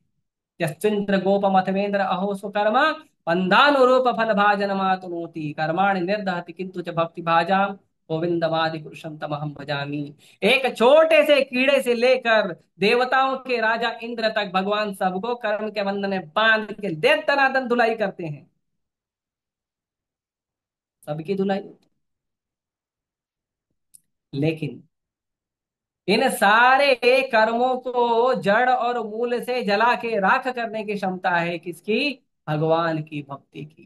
कर्माण निर्दहति किंतु च भक्ति भाजाम, ये पूरा कर्म जड़ मूल से जला के राख कर देंगे कौन? कृष्ण करेंगे, गोविंदम आदि पुरुषम तम। ऐसी भक्ति करी। तो इस श्लोक के ऊपर बोलने के लिए तो बहुत है, चाहिए तो हम 2-3 घंटे का लगातार क्लास कर सकते हैं, पर हमारे पास समय बहुत कम है और मैं ऑलरेडी समय को एक्सेल कर दिया हूँ। तो तो मेरा भक्तों से क्षमा चाहता हूँ। आप में से किसी का कोई प्रश्न है, जिज्ञासा है तो पूछ सकते हैं। हरे कृष्ण। बोलिए माता जी, कुछ कहना चाहते थे?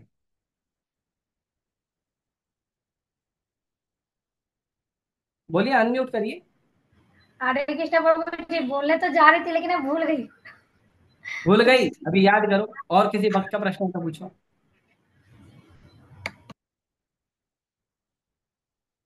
किसी और भक्त का कोई प्रश्न है, विचार है, या मैंने कुछ गलत बोला है तो करेक्शन भी दे सकते हैं आप।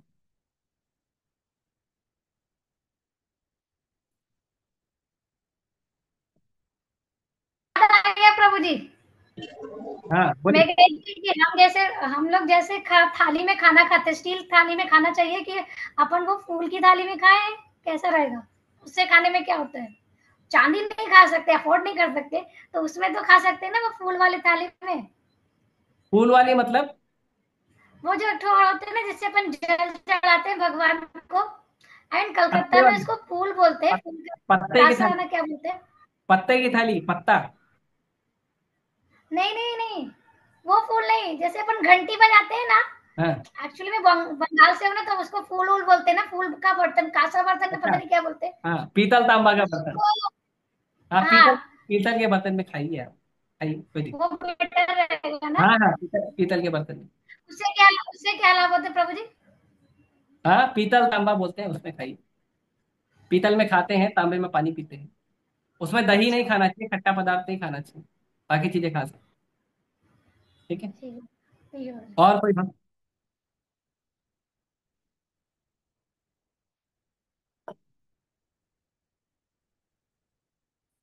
हरे कृष्णा प्रभु जी, दंडवत प्रणाम।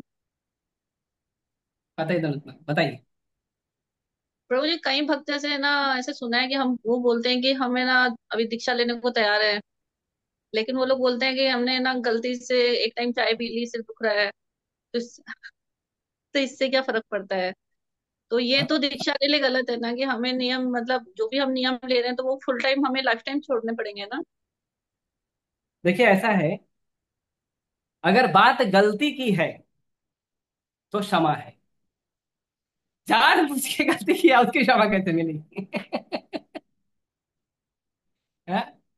अब दोस्त ने बोल दिया पी ला, लाओ यार, मार देते हैं, ठीक है यार, अब एक साल से पालन करो, मार देते, क्या दिक्कत है? अगर सच में गलती से हो गया है कि आपको उसने कहा, आपके मित्र ने कहा कि ये चीकू का शेक है, और चीकू का शेक बोल के आपको चाय या कॉफी थोड़ा पिला दिया, गलती से, गलती हो गई, कोई बात नहीं। क्या बहुत इमरजेंसी है? कहीं कुछ भी खाने के लिए नहीं है, कुछ भी खाने के लिए उपलब्ध नहीं है, तीन तीन चार बार का आपने प्रसाद नहीं लिया है, अब कुछ भी नहीं है, कुछ तो खाना पड़ेगा, तो ठीक है, कहीं रोटी दाल मिल रही है, लेके खा लिया, अब दाल मिलना सुने क्या करेगा? कोई बात नहीं, खा लो। ऐसी परिस्थिति चलेगा। लेकिन अब आप बोलोगे दोस्तों ने होटल में लेके गया और फोर्स करके खिला दिया, तो आप पशु हो क्या? दोस्तों ने फोर्स किया का क्या मतलब? वैसे जैसे उदाहरण देता हूँ, प्रभुपाद जी कहते हैं, प्रभुपाद जी का एक उदाहरण देता हूँ, मान प्रभुपाद जी छोटे थे तो प्रभुपाद जी को हैजा हो गया था। बहुत सारे लोग को उस समय हैजा हुआ था, प्रभुपाद जी को भी हुआ। तो डॉक्टर ने, जो फैमिली डॉक्टर था प्रभुपाद जी का, उसने कहा देखिए, आप लोग भले वैष्णव हो, कांदा लहसुन भी नहीं खाते हो, लेकिन बच्चे के लिए तो आपको बच्चे को चिकन का सूप पिलाना पड़ेगा। प्रभुपाद जी के पिताजी तैयार नहीं है। बोले नहीं, नहीं, चिकन सूप तो नहीं, नॉनवेज तो नहीं खा सकते। तो अब माँ तो माँ होती है, माँ बोली नहीं, अ, बच्चे को पिलाएंगे। तो पिताजी बोले घर में नहीं बनेगा। तो डॉक्टर बहुत बहुत दयालु था, मतलब मित्र था अच्छा, तो डॉक्टर बोला मैं मेरे घर में बना के ले आऊंगा, बच्चे को पिला दे। तो पिताजी की इच्छा नहीं थी, लेकिन अब माँ जिद कर रही थी, नहीं, माँ का तो बच्चा है, माँ तो जिद करती है। बोले क्या करें, तो चलो ठीक है। अब पिताजी की इच्छा नहीं थी, माँ ने बोला ठीक है। एक चम्मच प्रभुपाद जी के मुंह में डाला गया। प्रभुपाद जी ने जो अंदर गया था वो, और जो अंदर का खाना था वो, दोनों बाहर उल्टी कर दी, नहीं खाए। जैसे ही प्रभुपाद जी के पिताजी ने देखा, एकदम क्रोधित हो गए, बोले नहीं होना चाहिए तो नहीं होना चाहिए, तुरंत उठा के वो डॉक्टर को बोले बाहर जाइए आप, और तुरंत उठा के वो चिकन विकन सब फेंकवा दिया। फिर प्रभुपाद जी क्या के पिताजी ने क्या किया, गौर मोहन टेन ने लेके गए, प्रभुपाद जी को उन्होंने छोटे विग्रह दिए थे, 4 साल की उम्र जब थी ना प्रभुपाद जी की, प्रभुपाद जी को उन्होंने छोटे विग्रह दिए थे राधा माधव। प्रभुपाद जी को बीमार, एकदम शरीर जल रहा है गर्मी से, बीमारी से। प्रभुपाद जी को उनके पिताजी लेके गए, राधा माधव के सामने रखे और बोले प्रभु हम आपके शरणागत हैं, आप आशीर्वाद दें। और राधा माधव का चरणामृत और तुलसी जो है प्रभुपाद जी के मुंह में डाली और बोले बस आप ही आशीर्वाद। और प्रभुपाद जी उससे ठीक हो गए। तो इमरजेंसी जो होता है, जब बिल्कुल एकदम परिस्थिति है, मरणासन्न की परिस्थिति है, उस समय अगर मान लो गलती से या फोर्स के कारण कोई, अगर मान लो हमें कोई नियम तोड़ने पड़ सकते हैं, तो ठीक है वो उसके लिए। अगर आप जान,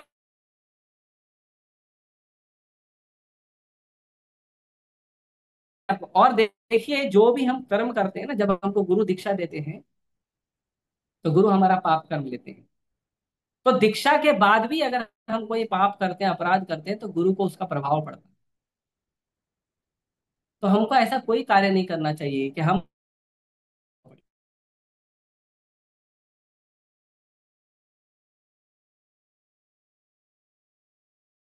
सच में गलती से हुआ है तो कोई बात नहीं, तो आगे बढ़ी। जैसे आप चल रहे हो सड़क पर, अब मैं हूँ 40 साल का इंसान हूँ, अब मैं सड़क पर चल रहा हूँ, अब मैं तो कभी सोचूंगा नहीं कि मैं गिर सकता हूँ, क्योंकि मैं चलना दौड़ना सब जानता हूँ, कूदना भी जानता हूँ। लेकिन अब सड़क पर चल रहा है 40 साल का इंसान, कभी फिसल के गिर गया, नो प्रॉब्लम, खड़े होके चलो, वो कोई बात नहीं। लेकिन अब जानबूझकर मैं कहीं जाके कूद जाऊं, हाथ पैर तोड़ लूं और फिर बोलूं देखो अब तो लग गया, चोट हो गई, क्या करें, तो गलत है। तो जानबूझकर मत करिए। अगर सच में गलती है, आपने पूरा प्रयास किया, सच में गलती हुई है, तो कोई बात, लेकिन जानबूझकर नहीं करना चाहिए। एक बार कॉलेज का एनुअल फंक्शन हो रहा था, मैं एक कॉलेज में पढ़ाता था, तो कॉलेज का एनुअल फंक्शन था, तो सबको पता था, वहाँ के उस कॉलेज के बहुत सारे जो स्टूडेंट और टीचर जो थे वो मांसाहारी थे। तो अब उनको तो अंडे वाला केक का कोई टेंशन होता नहीं है। तो भी उन्होंने क्या कहा कि सर हम आपके लिए जो है ना एगलेस केक लाएंगे, और सब लोग एगलेस केक ही खाएंगे, लेकिन आपके लिए हम लेकर आएंगे। तो मैं बोला देखो आपकी इच्छा, मैं तो नहीं खाऊंगा। तो भी उन लोगों ने क्या किया, जानबूझ के लेकर आए और फिर केक काटा, और उसके बाद उन्होंने मेरे को एक शेयर, और उन्होंने कहा कि कृपया आप इसको स्वीकार करें। तो अब वहां पे 2,000 लोग थे, 2,000 लोग का मन रखने के लिए तो लेना पड़ेगा। तो मैंने क्या किया, मैंने केक के ऊपर जो चेरी होता है ना, वो चेरी उठाया, उसको लिया, उसको गया पानी से धोया, माथे लगाया, और मैंने पा लिया। और मैंने कहा देखो मैंने आप सबका सम्मान किया है, मैं इतना स्वीकार कर सकता हूं, क्योंकि वो चेरी फल होता है। मैंने स्वीकार किया, श्री विष्णु 3 बार बोला, पा लिया। अब 2,000 लोगों का मन भी रख लिया मैंने। अब इसका मतलब नहीं अरे यार देखो यार मेरे बच्चे नाराज हो जाएंगे, मेरा जो दोस्त प्रोफेसर है वो नाराज हो जाएगा, प्रिंसिपल और वाइस प्रिंसिपल नाराज हो गए तो अब वो मेरा नौकरी छुड़वा देंगे। नौकरी छुड़वाना किसी के बल में है, प्रिंसिपल छुड़वा देगा, ये छुड़वा देगा। आपको जो मिल रहा है आपके कर्मों से मिल रहा है, इतना श्रद्धा होना चाहिए। मुझे तो एक बार बोले भी थे कि आप अगर इस तरह से कृष्ण भक्ति का प्रचार उचार करते रहते हो, बच्चों को भी ये सब चीज गीता उता बताते रहते हो, तो अच्छा नहीं है। आपको नौकरी आपने नौकरी मेरे को देखकर थोड़ी रखा, मेरी प्रतिभा को देखकर रखा। अगर मेरे अंदर प्रतिभा है तो हजारों नौकरी मेरे पास और पड़ी हुई। अगर मेरे अंदर गुण है, अगर मेरे अंदर क्षमता है, प्रतिभा है, तो मुझे हजारों लोग देने को तैयार है। तुम मेरा चेहरा देख के थोड़ी रखो मैं इतना सुंदर दिखता हूं, तुमने रख लिया है। सिंपल सी बात। तो हमें दृढ़ होना चाहिए, दृढ़ता का प्रयास। बाकी कृष्ण है देखने वाले। लेकिन गलती को, जानबूझकर की गई गलती को, मासूमियत की गलती का हमको नाम नहीं देना। ठीक है। और कुछ प्रश्न? समय देर हो रहा है, किसी को पूछना था एक पूछ ली। हरे कृष्णा प्रभु जी, दंडवत प्रणाम। हरे कृष्ण। प्रभु जी, हम्म, अगर दीक्षित होके अगर कोई लहसुन प्याज खाए तो फिर उसका क्या परिणाम होगा? अच्छा नहीं है, पहली बात तो नहीं खाना चाहिए। क्यों- क्योंकि मैंने किसी को देखा है इस्कॉन से ही दीक्षित होके चाय लहसुन प्याज सब कुछ मतलब स्टार्ट कर दिया। वो अच्छा नहीं है, नहीं करना चाहिए, करना नहीं चाहिए। बहुत ही अ, ऐसी परिस्थिति है, मैं बता रहा हूँ ना, बहुत ही इमरजेंसी जैसी परिस्थिति है और बहुत ही जटिल परिस्थिति है, तो ठीक है। अगर उसमें सच में मजबूरी के कारण लेना पड़ा है तो बात अलग है। लेकिन अगर जानबूझ के कर रहे हैं तो ये अच्छा नहीं है, उसका परिणाम भोगना पड़ेगा। जैसे हम हरिनाम जप करते हैं, तो हरिनाम जप के अंदर, हरिनाम जप के अंदर, अरे बोल सुनिए आप लोग, हरिनाम जप के अंदर 10 नाम अपराध है, और उन 10 नाम अपराध में तीसरा नाम अपराध है गुरु और अवज्ञा। गुरु की आज्ञा का पालन नहीं करना भी हरिनाम के अपराध में आता है। तो गुरु ने, आपने जब दीक्षा लिया तो दीक्षा लेते समय अग्नि के सामने, गुरु के सामने, वैष्णव के सामने और विग्रह के सामने, ये 4 लोगों के सामने आपने गुरु को प्रतिज्ञा दी थी, गुरु को वचन दिया था कि मैं 4 नियम पालन करूंगा और 16 माला हरिनाम का जप करूंगा। तो अग्नि साधारण नहीं है, गुरु साधारण नहीं है, भगवान साधारण नहीं है, और भगवान के भक्त वैष्णव साधारण नहीं है। इन सबके सामने आपने प्रतिज्ञा किया गुरु के चरणों में, और अगर आप गुरु के नियमों का पालन नहीं करोगे तो आपको अपराध लगेगा। नहीं करना चाहिए। और गुरु और शिष्य का कॉन्ट्रैक्ट होता है, पता है।